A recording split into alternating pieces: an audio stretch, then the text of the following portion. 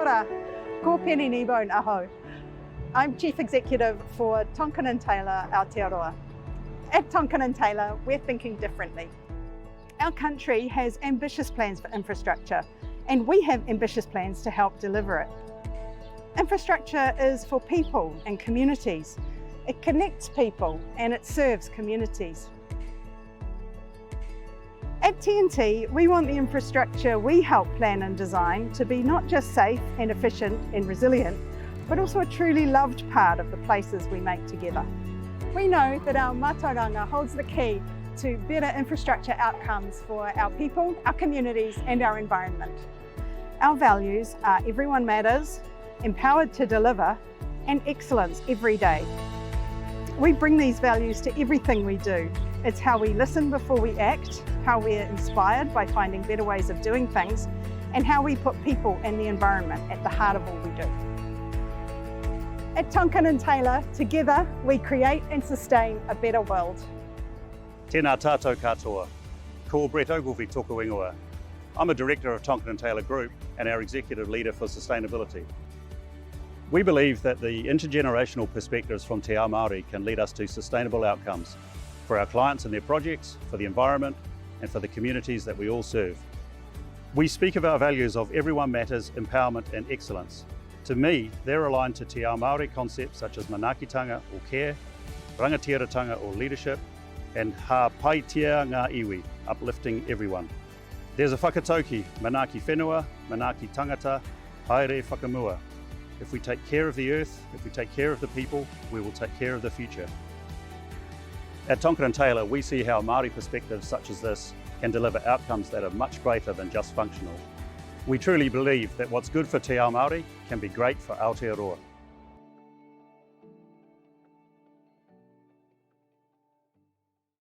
Tēnā koutou katoa.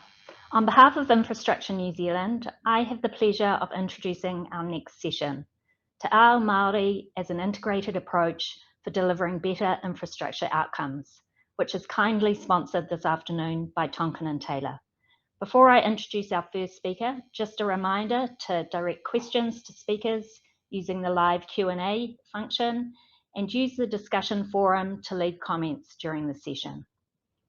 Now it's my privilege to introduce Manea Sweeney, Discipline Manager, Horizon Planning, Tonkin and Taylor.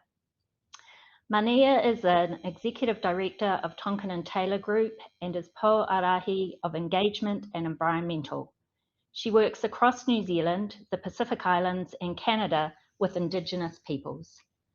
Manea currently supports iwi development and opportunities across several large infrastructural and emergency management projects and is leading research in Māori aspirations within the sector. She has worked with a number of organisations on developing integrated frameworks of Te Ao Māori and Te Ao Pākehā to understand climate risk and adaptation possibilities. Manea is a contributing author to What Kind of Ancestor Do You Want to Be? A compilation of Indigenous voices from around the world published by the University of Chicago Press. She is a geographer by training, a graduate of the New Zealand Leadership Institute, and after time spent living in Switzerland, remains an active supporter and advisor of Capacity Zurich, an organisation that incubates talent and startups for entrepreneurs with refugee or migrant backgrounds. Over to you, Manea. Thanks, Karen. Tēnei te mihi kia koutou katoa. Nau mai haere mai ki runga i ngā āhuatanga o te rā. Welcome everyone. Thank you very much for joining us in the second to last session of what has been an awesome conference. We've got some insightful and thought-provoking speakers for you today on our panel, so I encourage you, as Karen mentioned, to use the Q&A box as you listen. The infrastructure sector has many challenges: climate change, skills shortages, a historical infrastructure deficit, funding and financing, but perhaps the greatest challenge of all is ensuring that we're building infrastructure for the people who need it in the right places and in a way that people can connect to. And it's at this intersection of people, place, and the enabling or disabling ability of infrastructure that our panel focuses in on today. with observations and concepts drawn from Te Ao Māori and how we weave together a way forward. Each of our panelists bring their unique insights to this kaupapa, from governance to global insights. And we'll be hearing from Dr. Jim Mather, Kohe Ruwhiu, and Rod Oram, and I'll introduce them further soon. First, I want to spend some time setting the context on what we mean by Te Ao Māori as an integrated approach for better outcomes. A simple explanation of Te Ao Māori is the Māori world, but this doesn't quite express the vast breadth and depth of its meaning. So to help with this, I'll touch on two elements: lineage, whakapapa, and te reo Māori, the Māori language. Historically, the infrastructure sector has been on a slow trajectory to recognise the value that could come from an integrated approach with Te Ao Māori. But recently, we've seen an acceleration of this and expectations coming through. So in the regulatory space, we've had Te Mana o Te Wai, which establishes a hierarchy of obligations relating to water, which is firmly rooted in mātauranga Māori, putting the health and well-being of water first. We've also had the Resource Management Act reforms come through, which we've heard about a few days ago, which will require Māori perspectives to be integrated into resource management systems more so than ever before. And the infrastructure strategy from Te Waihanga, which advocates for strengthening partnerships and opportunities for Māori. But the challenge for us in the sector is how we bring this direction to life. So a few thoughts from me on how we could advance an integrated approach with these two Māori concepts shown in the middle at the intersection: lineage, whakapapa, and te reo Māori, language. Some of our infrastructure challenges posed by complex challenges like climate change need a holistic approach. In whakapapa, this concept of lineage, genealogy within Te Ao Māori, expresses that all things have origin as a way of thinking what holistic looks like. While most familiar to us is the genealogical connection that this concept expresses between us and our ancestors and us and our descendants, for Māori, whakapapa is interspecies. It expresses connection with inanimate objects, and so they exist within their own genealogical framework. And so, as an example of this, and for the benefit of an infrastructure discussion, let's look at whakapapa of rocks and stones, who have their own origins and narratives.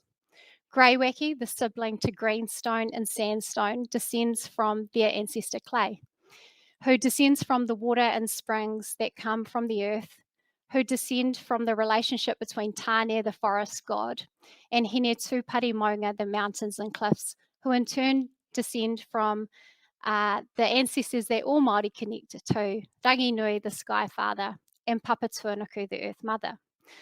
This whakapapa example speaks to the life cycle of rocks and stones and their relationship to water and mountains, with the stories that explain the theories on how these things came to be, and also the appropriate tikanga or conduct for managing them in relation to their place in the ecosystem.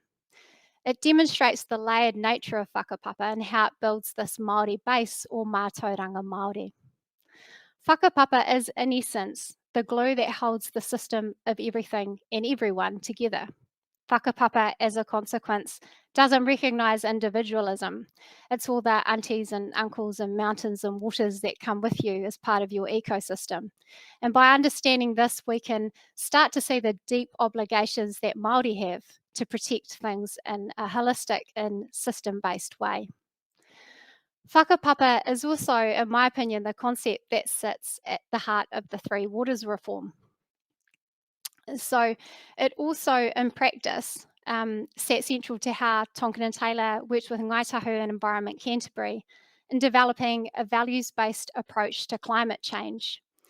So instead of considering climate change risks to built infrastructure and the natural environment independently, we developed a system that considered risk to the values that were important, which are shown here in green, that were important to iwi and to the region. For example, one of the risk value-based areas was ngā waihanga, or infrastructure services. So this included climate risks from transport systems to supply chains, as well as the social systems that they service, reflecting the interdependencies between all those things. And this is assisting Council in prioritising climate action and also investment decisions. And I'm looking forward to this work being published soon. Infrastructure, of course, in of itself is interconnected and interdependent. For example, a road and a cycleway can't exist independently and need to form part of a network, and one that connects people and communities to it. So whakapapa can benefit the industry by providing a systems-based approach to the complex challenges that we face. The second integrated approach that I want to touch on is how we can mainstream cultural competency and cultural safety throughout the industry and in our organisations, both the public and private sector, across things using the power of language, or te reo Māori. We need to shift our understanding of te reo Māori beyond it being a language to learn, beyond it being a way to express our identity, but to a place where the wider intellectual and economic contribution to the industry can really be valued. Recently, we've seen a major shift in government entities using te reo Māori names as their primary name. Kāinga Ora, Homes and Communities, Waka Kotahi, NZ Transport Agency, and Te Ara Ahunga Ora, the Retirement Commission. So some examples of entities where their names have been gifted as taonga from their iwi partners, which contributes to the cultural competency within their organisation as staff learn the real essence of these words. There's also a real opportunity to bring to life te reo throughout the sector in a meaningful way through improved integration. So in practice, this could be the implementation of dual language signage, embedding te reo into project delivery through day-to-day activities. And the industry can also support mana whenua in bringing to life their whakapapa narratives that they're willing to share for a particular place or location that expresses their prominence and recognises their mana motuhake or their self-determination through the respect and use of the language. In practice, embedding te reo into the social fabric of our cities can be hugely beneficial, particularly public infrastructure, where we can't underestimate the shift that we can drive with how people live and interact with urban environments through smarter design and construction outcomes, and there's some examples here. On the Te Ara Tupua Alliance, for example, where we're working with Waka Kotahi, we're delivering a cycle path connecting Lower Hutt to Wellington City, and mana whenua as partners have provided direction on how we can uplift the story and mana of their harbour and their ancestors through all aspects of the project. These examples are contributions to value, but it does lead us to a discussion around the meaning of value, and in a political and economic context, how this concept determines public policy priorities and hence resource allocation. The Treasury Living Standards Framework gives us the lens of the 4 capitals: natural, human, social, financial, and physical. However, it's debatable if all capitals influence financing and investment decisions in equal manner. I don't think we can put a price on te reo Māori or mātauranga Māori, both of which are taonga or treasures and inherently priceless. But it's plausible to start to think about value in terms of contributions that these can make to the sector. Integrating te reo Māori more fully into the infrastructure sector will build an organisational competency, cultural competency, help us to form deeper relationships with mana whenua and iwi partners, and move us beyond it being just a language to learn. Finally, integration with te ao Māori is not new. It's occurred in other sectors, of course, in education, which Jim will touch on shortly. We've seen the shift in policy and teaching practices to respond to Māori learning needs, and also policy which recognises te ao Māori can benefit all children. I think that the government's $14 million investment in our language strategy is an example of this, which means that te reo Māori will be an integral part of every student's education by 2025. The health sector has also been on this journey for a number of years. Māori health action plans have now been replaced by Pai Ora, or the Healthy Futures Strategy, which adopts a Te Ao Māori approach of 3 interconnected areas. So Wai Ora, healthy environments, Maori Ora, healthy individuals, and Whānau Ora, healthy families, all of which connect to accelerating health outcomes. These sectors intersect with infrastructure, and I'm currently leading research on behalf of Waka Kotahi, which is looking at Māori aspirations in the transport sector. And what's really becoming clear is how significant transport infrastructure is in enabling other Māori outcomes, such as access to basic needs like education and health services. COVID's highlighted, however, the challenges when integration isn't executed well. Achieving equity through integration and things like access to services might shift us from where we were a couple of days ago, with nationwide vaccination rates for Māori still sitting at 62%. So my 2 opportunities from the collision of worlds, whakapapa and te reo Māori, 2 concepts that present opportunities for the sector to align with Te Ao Māori and weave together a better pathway forward. Of course, to do this, we're going to need bold leadership and strong governance. And so with extensive experience in this area, I'd like to introduce our first panellist. Dr. Jim Mather's led 2 of the most high-profile Māori organisations over the last 14 years. As Chief Executive of Māori Television and Te Wānanga o Aotearoa, and as Chair of Radio New Zealand, and directorships on Auckland Transport, MB and Te Puni Kōkiri, amongst many others. I asked Jim to share with us one interesting fact about himself, and learnt that he met Muhammad Ali when he was 15, which left a lifelong impression on him about humility and service to others. Nō reira, tēnā koe e te rangatira, Jim. E te tuihine rangatira Manea a tēnā koe, o tira tēnā rā koutou katoa. He honere nunui māku I tēnei wā ki te kōrero ki a koutou. Hoi anō, anei taku mihi ki a koutou, piki mai, kaki mai ho mai te waiore ki au. E tu teho anu te moi a te koe nei te pō I raru wai wairaka. He kapu ki te whitu, he kapu ki te marama, a kurau, kore e, ka ao, ka ao, ka Aotearoa. Haramai, haramai, haramai. Tēnā koutou katoa. Thank you very much for this opportunity, and I just want to acknowledge Manea for that wonderful introduction, and to also say it's a privilege to be supporting Tonkin and Taylor with this presentation. I opened with a traditional mihi of welcome from my iwi of Ngāti Awa, which basically ends with the phrase ka ao, ka Aotearoa, which means it is dawn, dawn has broken. And I think that is an excellent way of explaining what's happening in our country, Aotearoa, New Zealand, that there's a huge understanding that we have a wonderful opportunity to embody the principles of the Tiriti o Waitangi and also be a truly bicultural country. And there is significant interest in the relevance and importance of Māori cultural concepts. So I'm very honoured once again to have this opportunity to share some thoughts with that on that topic with you all today. You'll note that my topic is rangatira, governance and leadership with a Te Ao Māori lens. And there is a whakatauki or proverb, kia uru kahikatea te tū, to stand as a grove of kahikatea. The symbol to the right, or tohu, the sign, is actually a representation of that.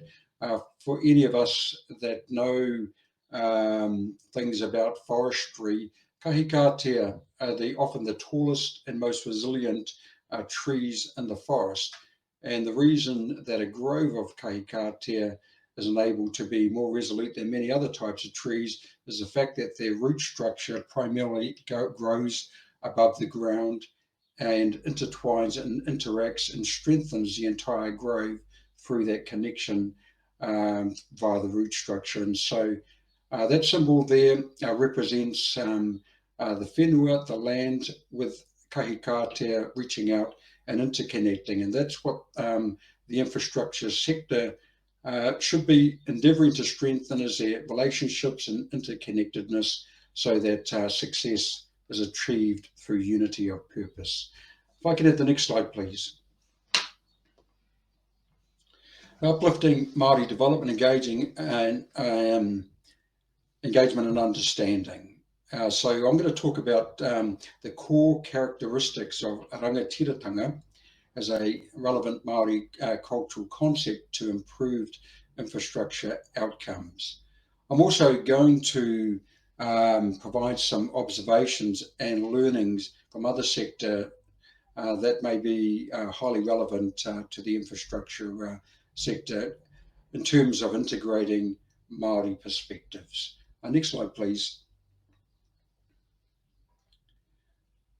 So the concept of rangatiratanga, which is also one of the articles in Te Tūtio Waitangi, Article 2, rangatiratanga refers to the right to exercise authority. It also refers to autonomy and in some respects ownership. But in the context of today's discussions, it's about the attributes of leadership. So I'm going to focus on key aspects of rangatira, one being that it is primarily about benefits for the collective. Infrastructure improvements and development are ultimately focused on intergenerational benefits for all, and so has a strong resonance with this concept of rangatiratanga. Next slide, please.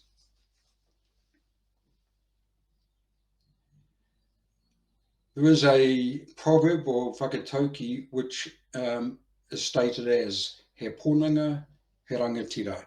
He rangatira, he ponanga. And I expect that every one of us on this call today has had a significant leadership experience at either the executive or governance level.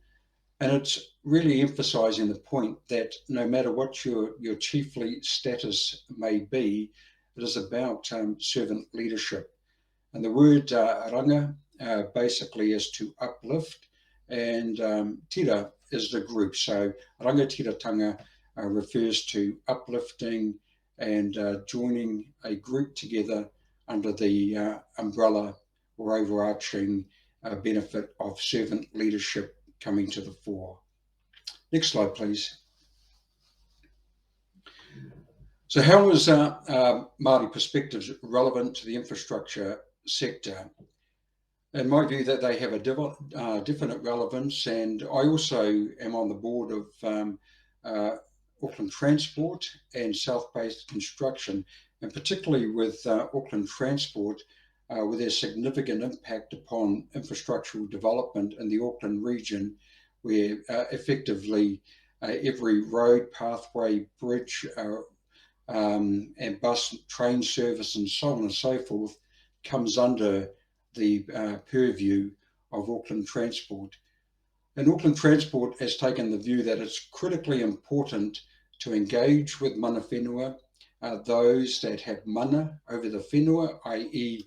the iwi and hapu of Auckland, that should be consulted and be part of the discussions around developments in the infrastructure sector. And I'm sure that's an experience that many of you will have encountered as well.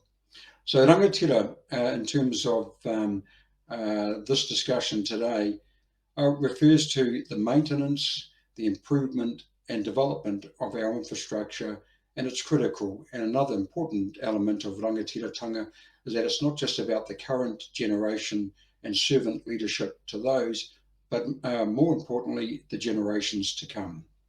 Next slide, please. So the relevance of Māori cultural concepts, and I often find that on the board that I'm sitting on, there is a certain mode of thinking that I'm sure we've all experienced, which is the standard Western corporate approach to leadership. And I'm going to very shortly talk about some ways of applying Māori cultural concepts that provide different perspectives, and in the process, different options to be considered. So it's about thinking differently, applying cultural intelligence, considering non-corporate approaches, but it's also about recognising that we here in Aotearoa, New Zealand, have got a very unique history and culture embedded in the positive intent of the spirit of the Treaty of Waitangi. And it's really important that we play to our differentiating and unique features in the way that we operate as an infrastructure sector. Māori cultural concepts obviously are very firmly fixated on the concept of kaitiakitanga, a long-term environmental focus, but also about getting the balance between culture, community, and commercial perspectives in alignment. Next slide, please. Some of the cultural concepts that are prevalent today involve the following. Whanaungatanga, which is really about relationships and interaction with each other. And the metaphor provided earlier was of the kahikatea grove, about those relationships and strengthened connections. Kotahitanga, the unity of purpose and having a clear sense of vision about what unifies an organisation, and in this case a sector. Manaakitanga, generosity of spirit, recognising that it's always important to go beyond just what the regulations or legislation may require, and to actually consider how we manaaki or uplift the communities that we serve. Kaitiakitanga refers to stewardship. Ownership is quite a foreign concept in historical Māori cultural terms.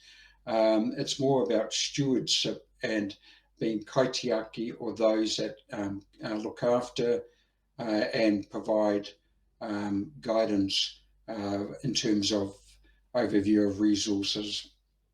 Rangatiratanga, which we've covered in a bit more detail earlier, and that's that clear, coordinated sense of leadership that gives everybody an understanding of what success looks like as an industry. Next slide, please. So some of the other sectors I'm involved in: media sector, health, education.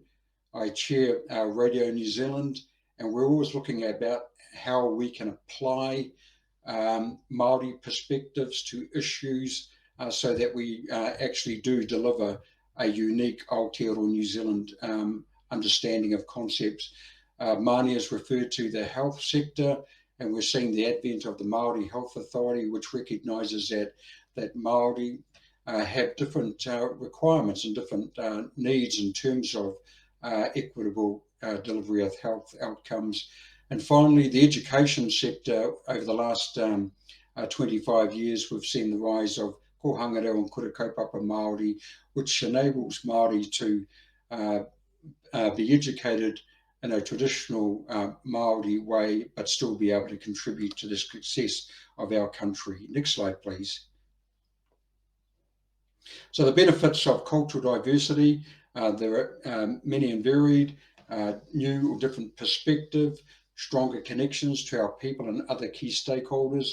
The fact that cultural diversity does provide more innovative and reflective thinking that aligns with the society we operate in, and creative and progressive entities that reflect the spirit of Aotearoa New Zealand are strong in their cultural diversity. Next slide, please. So finally, I'd just like to conclude by saying that for my own organisation, whanaungatanga, kotahitanga, respectful and supportive relationships are critically important because they contribute to success through unity of purpose. E raurangatira mā, ngā mihi nui ki a koutou katoa, he honere nunui māku I tēnei wā, ki te whakatakuto I tēnei whakāturanga ki a koutou, tēnā koutou, kia ora mai tātou katoa. Thank you. Ke kai a te rangatira he kōrero. The food of chiefs is knowledge, Jim, and tēnā koe te rangatira. You've certainly provided us with that, so thank you. Next, I'd like to welcome onto our panel Kohe Ruwhiu from Strategy and Transactions at EY. Kohe has been involved in significant government transformation, supporting both government and communities facing multifaceted and complex social challenges, and supply-side capability and capacity building. Kohe recently spent a year travelling around 7 different communities in Aotearoa, New Zealand, from Te Hapua, learning about Pounamu on the Arahura River, to Koroneihana to learn about the Kingitanga movement, to Parihaka, learning about the Taranaki land wars, to name a few.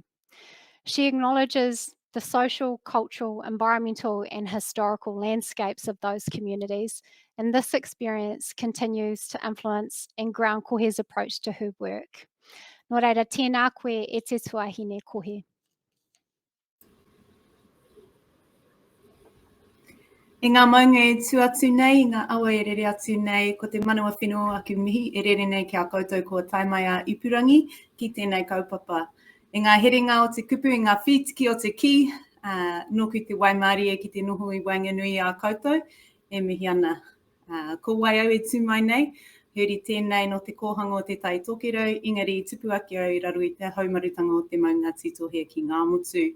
Ko Kohe Ruwhiu tōku ingoa e oha atu ana ki a koutou.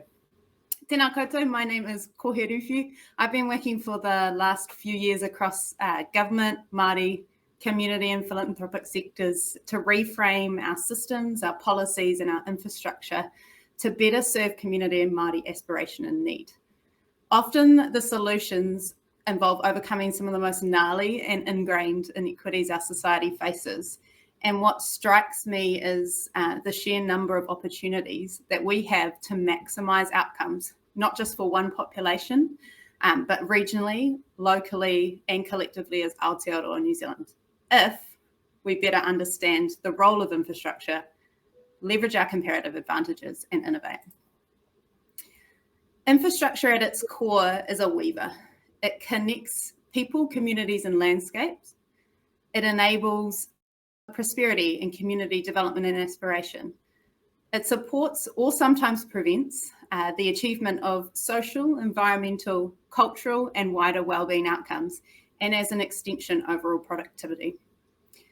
One of the biggest barriers to maximising the impact that infrastructure developments can have in our communities lies in how we think about the problem and the solution, our worldview and the knowledge sources that we draw on. So this begs the question, how could our tirohanga or our worldview influence our infrastructure and our systems? The way that Māori think about infrastructure and systems is different, from the relationship that it has with the taiao, to the materials that are used, to how it connects and serves our communities. If there was no disruption to culture, the types of infrastructure that we would see in our built environment today would likely be very different. As my worldview informs my behaviour, and therefore how I interact with systems and structure, if infrastructure is all about connecting, enabling and supporting, it really needs to better cater for manaaki and hapai people that look like me. The large majority of our infrastructure developments have been created to support and uplift a majority population. Thinking around how we can change our tirohanga or our worldview has largely occurred on the periphery. Earlier this week, Paul Spoonley spoke about the sea change in population growth and composition and dispersal of the workforce. Over the last 5 years, the Māori workforce has grown by 50%. More than a quarter of the labour force growth is due to an increase in Māori workers. If we don't have infrastructure and systems that are well tailored to these populations, already you can see the implications for wellbeing and productivity in the future. There is a huge opportunity here to share knowledge systems, mātauranga Māori and Western science, and reframe the role that infrastructure and systems play in connecting, enabling, and supporting our communities and environment. This opportunity exists at every point of the infrastructure lifecycle, from strategy to build, evaluation to decommissioning, and it's across every sector that you can think of. Importantly, it's not just about sectors where Māori have relatively poor outcomes, but sectors also where Māori are outperforming other ethnicities, for example, in creative industries. We all want to see a prosperous and thriving Aotearoa New Zealand, a place where we both have high levels of well-being and productivity, and people are supported to achieve their aspirations. Infrastructure is a lever to achieve significant economic and community prosperity. But the secret, that lies in utilising our comparative advantage in mātauranga Māori and innovation to uplift our communities and achieve improved harmony with the taiao or environment. The how? That lies in authentic partnership with Māori and the Māori economy at every point of this cycle. You need the right people in the right place with the right skills and the right resources to maximise these opportunities. Moving on to the economic strategy and policy sphere, Māori are expert strategic thinkers. They know how to leverage things for the betterment of their people. And across government, there's been an uptake in mātauranga Māori informed policies and strategies. These policies and strategies are directing the type and the nature of the infrastructure and system spend. As Manea and Jim have already mentioned, recent examples in the space include the establishment of the Māori Health Authority, who will drive a specific focus on Haora Māori outcomes in the health system. The MHA will work jointly with the Ministry of Health and Health New Zealand to agree strategies, plans, policies, which in turn will shape a different type of health and wellbeing infrastructure. Another example is the Department of Corrections organisational strategy, Hōkairangi. This strategy directs the department to focus on humanising and healing. And also, one moment, can't see my slides. This strategy directs the department to focus on humanising and healing, and all infrastructure systems and staff to be focused on achieving oranga for the people in their care and management. In the private sector, we've supported a number of organisations who are looking to leverage significant infrastructure investments in their rohe or area by co-investing in things such as education pathways, conservation and kaitiakitanga programs, and business incubators. When it comes to the transaction space, dedicated Māori commissioning budgets and the rise of Māori procurement will increase mātauranga Māori-based innovation, by Māori for Māori models, and boost the supplier market in critical areas such as construction. Māori are also significant asset holders. The Māori economy is now valued at close to $67.8 billion. This is largely concentrated in primary sectors, but Māori are rapidly diversifying into areas of new investment such as geothermal, digital, services, education, tourism and housing. These organisations view infrastructure as assets that can bring wider economic, financial, social, cultural and environmental benefits to their whānau and communities. Some examples include in the Central North Island, you have Te Aropaki Trust, a Māori land organisation with an asset base of over $1 billion. They've combined geothermal energy, glass houses and hydroponics to grow export quality tomatoes and capsicums over 11.8 hectares of Te Aropaki land. That's equivalent to nearly 12 rugby fields. On the Mahia Peninsula on the east coast, satellite launch company Rocket Lab leases land from Tawapata South Incorporated, a Māori land trust connected to Rongomai Wahine. Rocket Lab provides annual tertiary STEM scholarships, invests in local infrastructure, and has a commitment to caring for the environment. They also pay Tawapata a revenue share of each launch. Lastly, in Te Tai Tokerau, Far North Holdings Ngāti Rangi, Tina Kori Enterprise and the local business community co-designed a 240-hectare innovation and enterprise park near Ngāwha. The park is a closed-loop ecosystem where on-site businesses reuse waste and add value to them and develop additional economic activity and employment. One example of this is the Kaikohe Berry Fruit Limited and Olivado partnership. Olivado is one of the world's leading producers of virgin and organic avocado oil. They're installing a biogas facility that will recycle on-site waste from the park, along with local dairy farm effluent to power their facilities, and also a Manuka honey distillery. Similarly, in the post-transaction space, mātauranga Māori can help us reimagine what we should measure and evaluate in the way we think about decommissioning our assets and infrastructure. And across all these three phases, there are also opportunities underpinned in co-governance, asset management and workforce, much of which Jim's already spoken about today. So, if mātauranga Māori is the secret spice mix, How do we better leverage our comparative advantage to catalyse significant transformation and innovation in our communities? Frances Valentine spoke earlier this week on the need for New Zealand to increase its focus on innovation and improve our economic complexity. This can come from Mātauranga Māori-based innovations, both in the infrastructure sector and more generally. It will ground our infrastructure in local context, reflect our cultural landscapes, and has the potential to really shift that dial on our wellbeing and productivity outcomes. But the best thing is that all of you are able to contribute to this change in your day-to-day roles within your part of the infrastructure cycle. These alone will show sizable benefits, but imagine the cumulative benefit when we apply Mātauranga Māori across the entire life cycle. Importantly, infrastructure sits within a wider ecosystem. We can't just change one component and expect it to be a silver bullet to some of our biggest global challenges. Infrastructure is only one lever, albeit an important one, to catalysing change. However, it needs to exist in harmony with the wider environment and be supported by changes across government and community.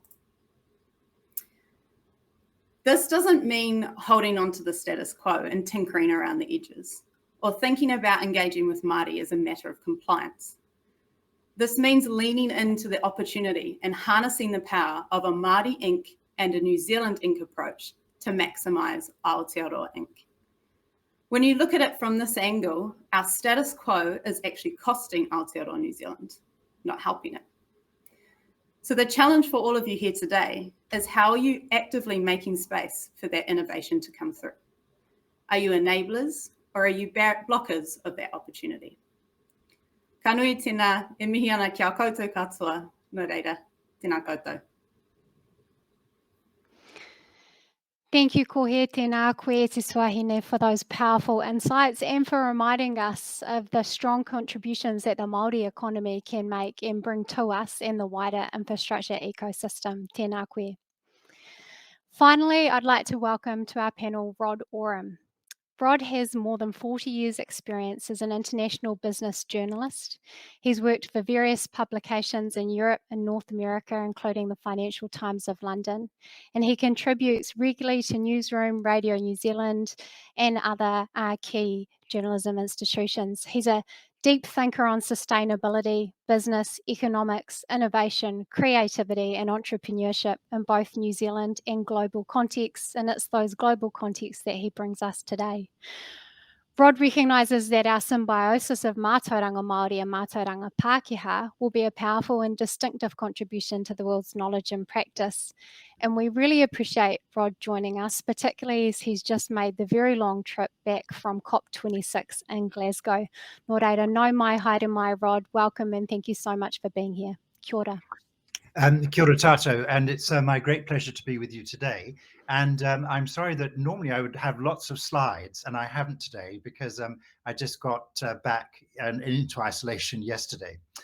I am very Pākehā, and I'm now 25 years old as a New Zealander, my family and I having arrived here in 1997. And for me, if I may speak briefly about the personal journey of coming to understand Aotearoa a lot better. One of the things that has been hugely important to me has been to understand and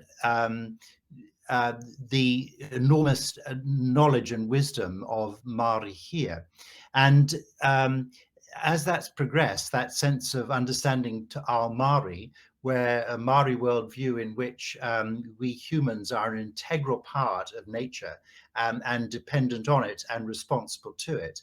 That seems to make very great sense to me about re-establishing that sort of right relationship between we humans, we people, and the land, the water, the air that supports us.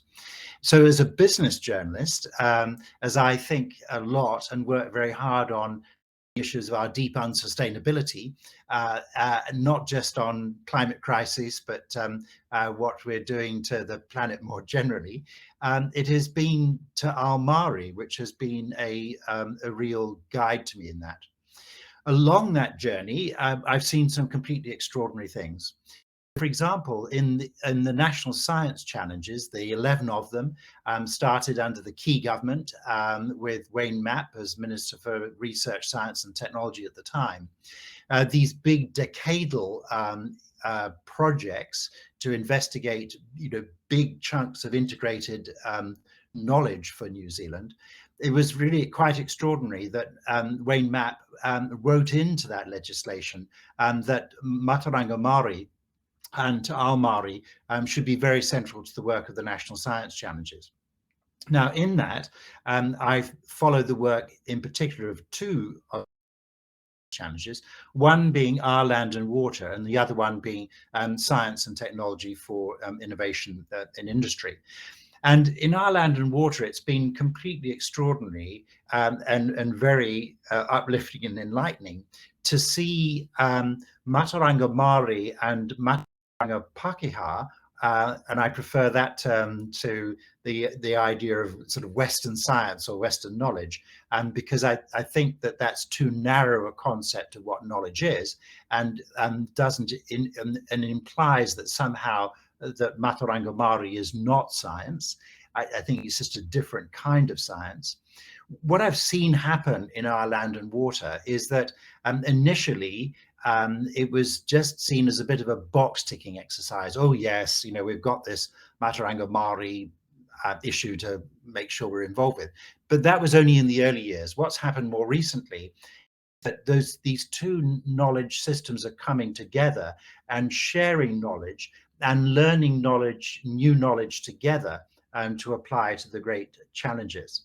And so that's one example of how I think this is fundamentally important. And in due course, I'm going to get onto our built environment, because I think there's a very special role for this there.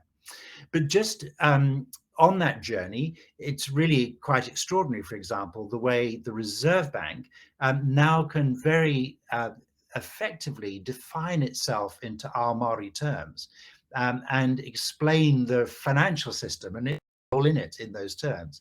And Adrian Orr, for example, as governor, is wonderful when he speaks in those terms.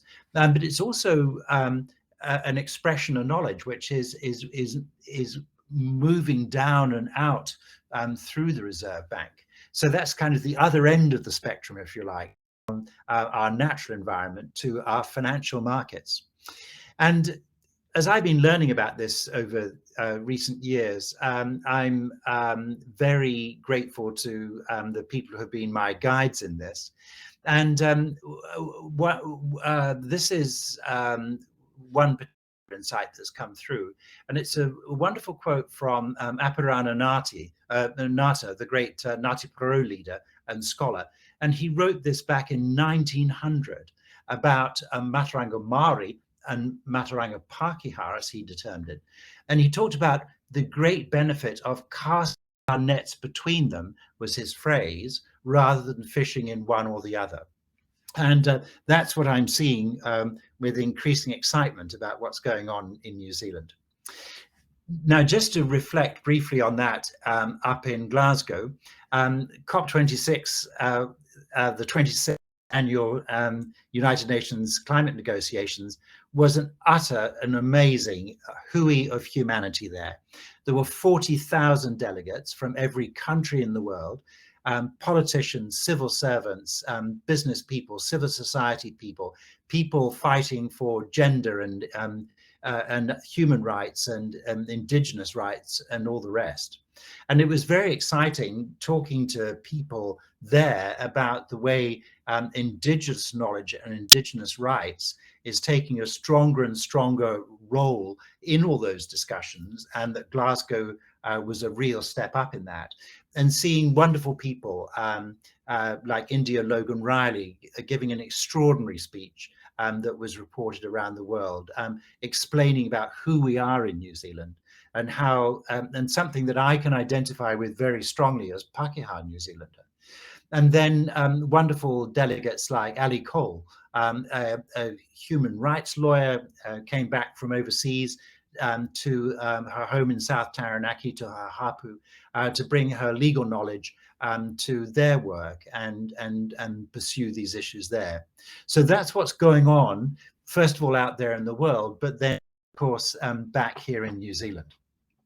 Now, to apply that to the built environment, because this is about building the nation, I'll start at this point, that in essence, there are two halves to our prodigious emissions of greenhouse gases. There is the agricultural one, and that's one half, and there's lots to do there. But very interestingly, the Primary Sector Council, in its strategy that it devised over recent years, put Ao Māori right at the heart of what it's doing. And there is real and increasing buy-in across the primary sector there. But I'm going to focus on the other half, which is our built environment. So it's emissions from transport and from buildings and all the rest. But, so when we think about our urban environment, we're very unusual as a people, because we are about the 34th in the world in terms of how urbanized our population is. We are more urbanized as a population than, for example, France or Germany. And this is very simply defined as people living in towns of over 10,000 people or more. So about 86% of us in Aotearoa are urbanized, and yet we're unusual as a people because we tend to define ourselves as a people and as a country by our rural and wild places and our rural economy, which is all true and part of us, but so much of us live in the city, and yet nature is hardly here.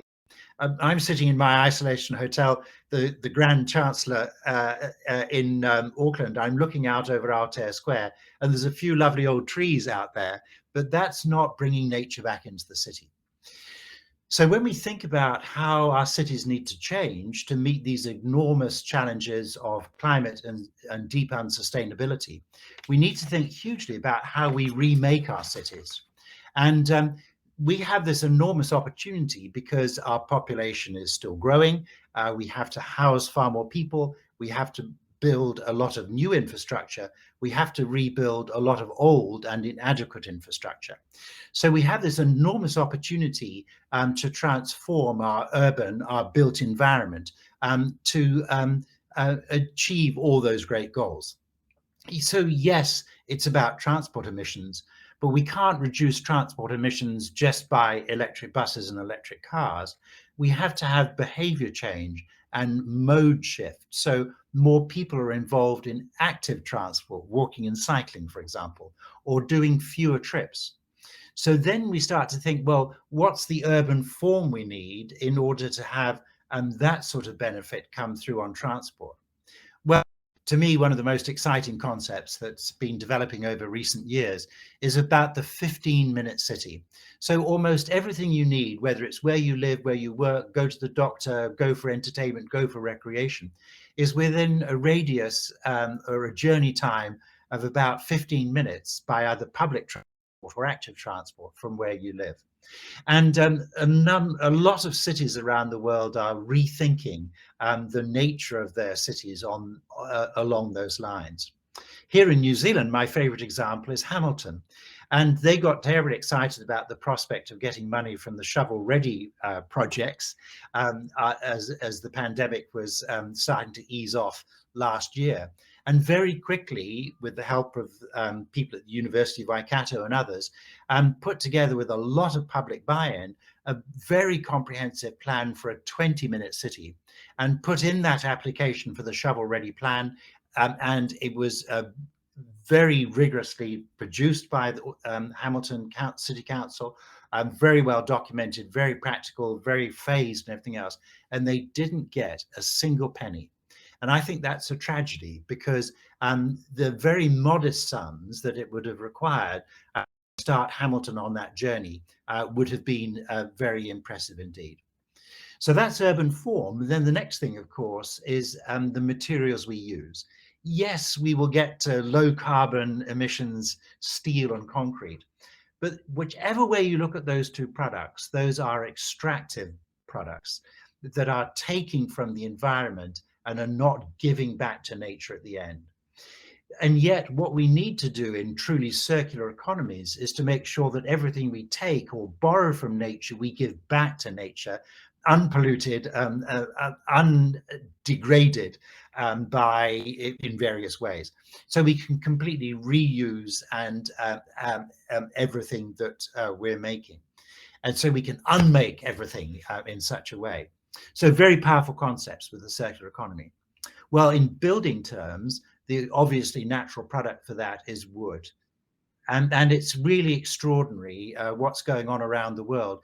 And very tragically, that's how Christchurch was not rebuilt after the earthquakes. There's very few engineered timber buildings there. So yes to that. And then lastly, about bringing nature back into the cities in a very profound way, not just as pocket parks or some lovely old trees, but bringing nature back so that we're more intimately connected with nature. We grow more food in our cities. We achieve great delight and enlightenment from nature. We bring native birds back into the cities. All of those, and the term there, the wonderful term, is of biophilic cities, which is a wonderful movement around the world. And I just spent a month in my birthplace, Birmingham, the big industrial city in the UK, which is one of the best biophilic cities in the world. And that's because the great Victorian industrialists who had made so much money from the Industrial Revolution gave back to the city in a very profound way, with huge parks and beautiful communities for working people and the rest. And that's why Birmingham, this old industrial city, has the bare bones there, the skeleton, to be able to turn itself into a biophilic city.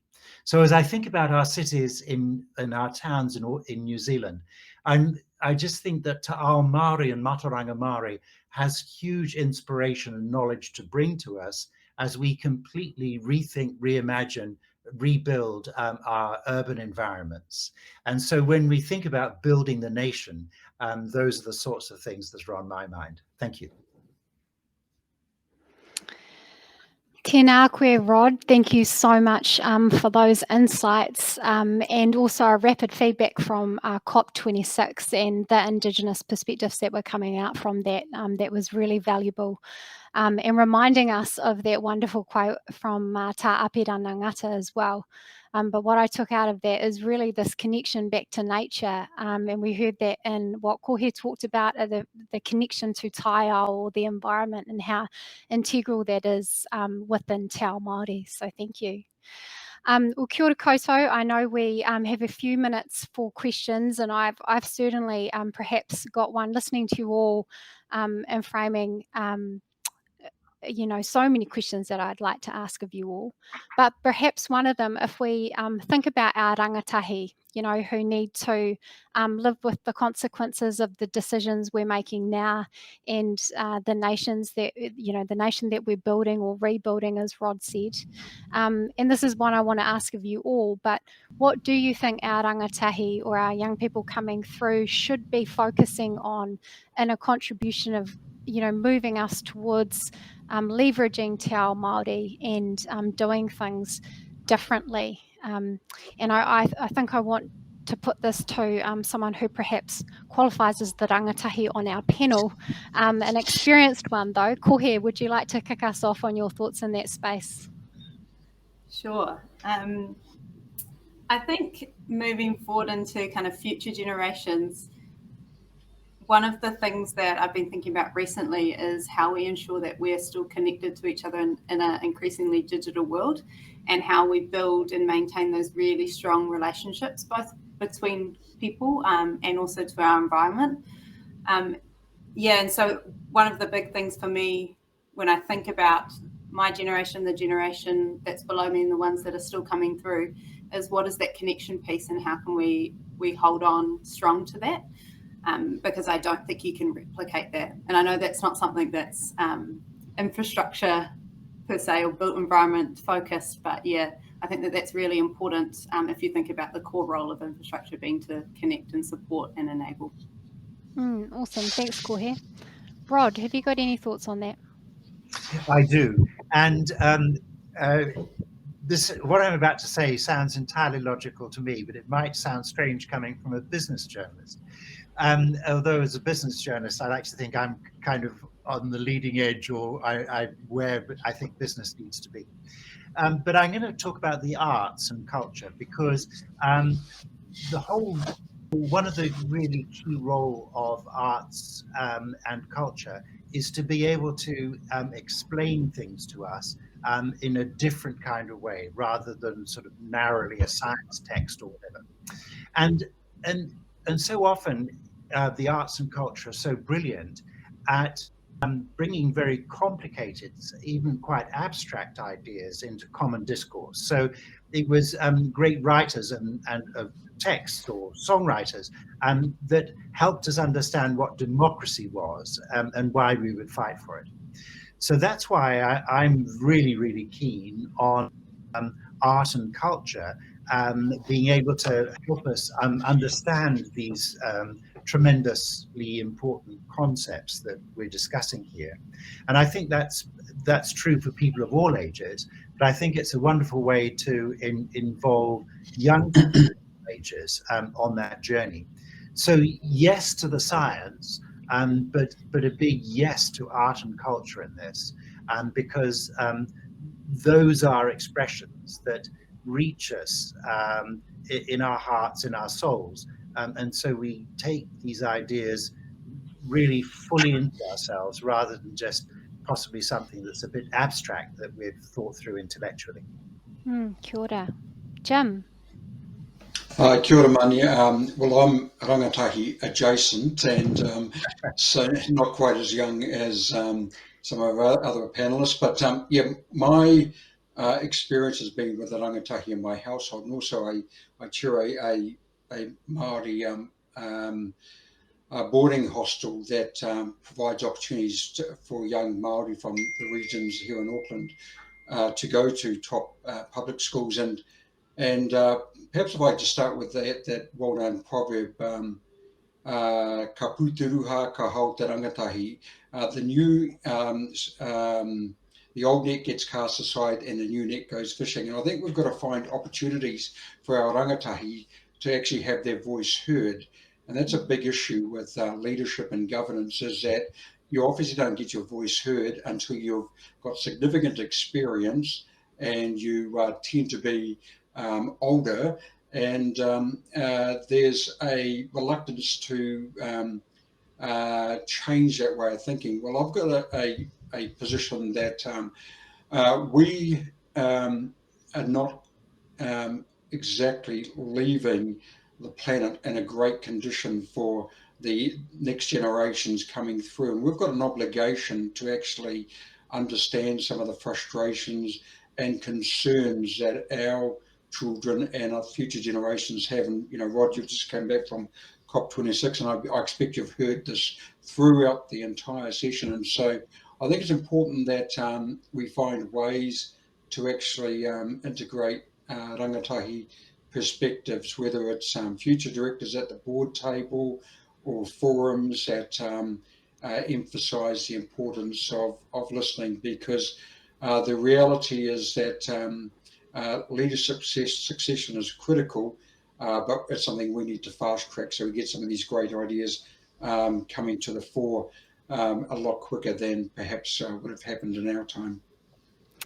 Kia ora. Well, I'm sure we could talk all day, Koto, but we're conscious that we've got our final session coming up. So thank you all for your thoughts and for spending the time, your contributions and your ongoing contributions to this kaupapa in Te Ao Māori and Te Ao Pākehā. I think that each of you have shone a light on the different strands that need to be woven together, and we really appreciate it. And thank you all who have tuned in to us today. We really appreciate it, and thanks for Tonkin and Taylor for sponsoring it. Tēnā koutou katoa, ngā mihi. Thank you. Manea, I agree. I think we could talk all day.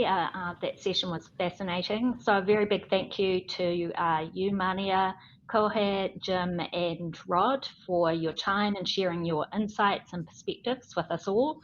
Once again, thank you to Tonkin and Taylor for sponsoring this session. The next session is our closing keynote, so please join us to hear Dr. Ganesh Nana. Thank you.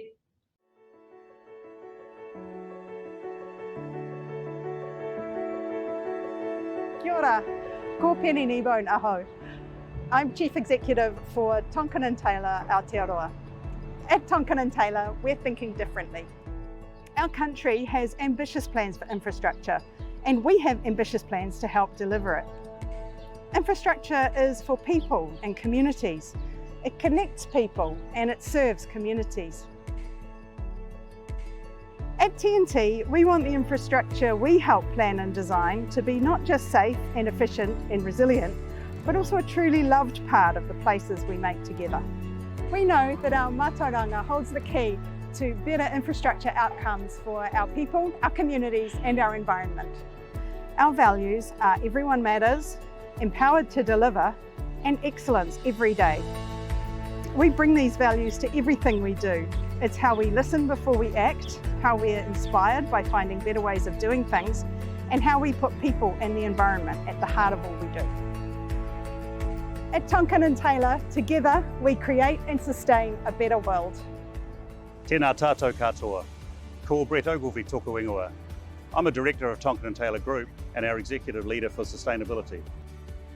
We believe that the intergenerational perspectives from Te Ao Māori can lead us to sustainable outcomes for our clients and their projects, for the environment, and for the communities that we all serve. We speak of our values of everyone matters, empowerment and excellence. To me, they're aligned to Te Ao Māori concepts such as manaakitanga or care, rangatiratanga or leadership, and ha paitia ngā iwi, uplifting everyone. There's a whakatauki, manaaki whenua, manaaki tangata, haere whakamua. If we take care of the earth, if we take care of the people, we will take care of the future. At Tonkin and Taylor, we see how Māori perspectives such as this can deliver outcomes that are much greater than just functional. We truly believe that what's good for Te Ao Māori can be great for Aotearoa.